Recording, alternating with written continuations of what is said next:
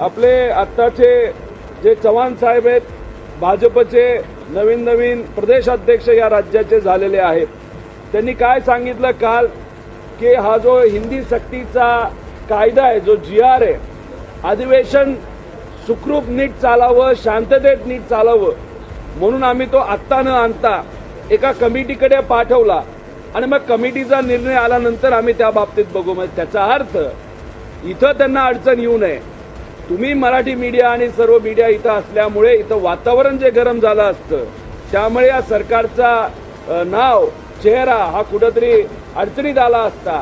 म्हणून फक्त काम ढकल, थोडंसं पुढे ढकलायचं, कमिटीला सांगायचं आणि परत एकदा हिंदी सक्ती करायचा असा विचार या सरकारचा असेल असं वाटतं. जर तो असेल तर मी भाजपला त्या ठिकाणी सांगतो, मी फक्त इथं आमदार म्हणून बोलतो असं नाही, एक नागरिक म्हणून म्हणतो, हा कायदा जर तुम्ही जसं कॉन्ट्रॅक्टवरती मागच्या दरवाजाने तुम्ही आणली, तसं जर हा कायदा परत एकदा तुम्ही कुठल्या ना कुठल्या पद्धतीने जर लहान मुलांवर सक्ती केला तर मग हे महाराष्ट्र शांत बसणार नाही.